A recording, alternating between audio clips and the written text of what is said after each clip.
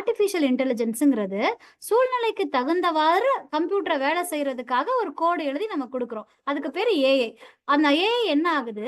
அதோட அதிக மெமரி மூலமா சிந்திச்சு செயல்படுற தன்மைக்கு வருது. ஒரு மெஷின் ஏபிள் டு திங்க் அப்படிங்கறத ஏஐன்னு சொல்றோம். நம்ம கம்ப்யூட்டர் நம்ம சொல்ற வேலையை செய்யும். ஏஐ மெஷின் யோசிச்சு இங்க என்ன வேலை செய்யணுமோ அதை செய்யும். ஓகேங்களா? சோ ஒரு மனுஷனை ரீப்ளேஸ் பண்றதுக்கு ஏஐ பெரும் பங்கு வகிக்குது.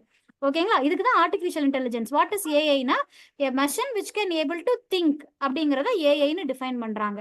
இப்ப ஏஐ எவாலுவேஷன்ல அதோட பரிணாம வளர்ச்சியில a machine which can able to think only அப்படிங்கிற ஏஐ மெஷின்ஸை மெஷின் லேர்னிங் அப்படிங்கிற கேட்டகரிக்குள்ள கொண்டு வராங்க. மெஷின் ஏஐ மெஷின்ஸ்க்கு என்ன கெப்பாசிட்டினா they can able to think. ஒரு மனிதனை மாதிரி முடிவெடுக்க தெரியும். மனிதன் எப்படி முடிவெடுப்பானா சைக்காலஜி படி சராசரிகளின் அடிப்படையில தான் முடிவெடுப்பாங்க. இப்போ நீங்க என்கிட்ட பேசினா சசியா ஜோவியல் பர்சன், அருவா நல்ல பேசுவாரு அப்படின்னு எப்படி முடிவெடுப்பீங்க? எங்க கிட்ட பழகுனதுல ஒரு ஆவரேஜ் ஒப்பீனியன் உங்களுக்கு இருக்கும். அதை வச்சு நீங்க எங்களை ஜட்ஜ் பண்ணுவீங்க. இந்த லெவலுக்கு மட்டும் வேலை செய்யக்கூடிய ஏஐக்கு மெஷின் லேர்னிங்னு பேரு. இதை எதெல்லாம் வச்சு ரீப்ளேஸ் பண்ணலாம்? ஒரு லோன் கொடுக்கலாமா வேணாமாங்கிற பேங்க் மேனேஜரு, அட்மிஷன் கொடுக்கலாமா வேணாமாங்கிற ஒரு கோர்ஸ் கவுன்சிலரு, இவருக்கு கேன்சர் இருக்கா இல்லையான்னு ப்ரெடிக்ட் பண்ற ஒரு பேஸ் லெவல் டாக்டர், இந்த ரூல் பேஸ் சிஸ்டத்தை பூரா இந்த எம்எல்ஏ வச்சு ரீப்ளேஸ் பண்ணலாம். ஓகேங்களா? அடுத்த லெவல் ஒரு AI which can take actions.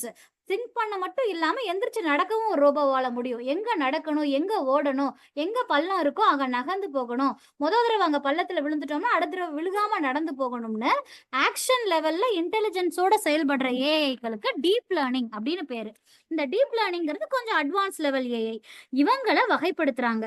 இவங்க எப்படி பிரியுறாங்கன்னா, இதுல இமேஜஸ் ஒரு படத்தை பார்த்து புரிஞ்சுக்கிட்டு அந்த படத்துல இருக்கிறது நாய், பூனை, இது ரோஜா பூ அப்படின்னு பிரிச்சு பார்க்க தன்மை இருக்க ஏஐக்கு கம்ப்யூட்டர் விஷன் அப்படின்னு ஒரு கேட்டகரைஸ் பண்றாங்க. அது மாதிரி மனிதன் பேசுற மொழிகளை அது எழுத்து வடிவத்திலேயோ வாய்ஸ் வடிவத்திலேயோ புரிஞ்சுக்கிட்டு மனுஷ மொழியிலேயே ரிப்ளை கொடுக்கக்கூடிய ஏஐக்கு என்எல்பி நேச்சுரல் லாங்குவேஜ் ப்ராசஸ்னு பேரு.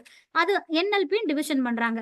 இப்ப இது எல்லாத்தையும் சேர்ந்து செய்யக்கூடிய ஒரு ஏஐக்கு ஜெனரேட்டிவ் ஏஐ, ஜென் ஏஐ அப்படின்னு பேரு. ஓகேங்களா? அந்த ஜென் ஏஐ மாடல்ஸ் என்ன பண்ணும்? நீங்க ஒரு query கொடுக்கும்போது உங்களுக்கு தேவைப்பட்டது இமேஜா இருந்தா இமேஜ் வடிவத்திலையும், டெக்ஸ்டா இருந்தா டெக்ஸ்ட் வடிவத்திலையும் ரிப்ளை கொடுக்கும்.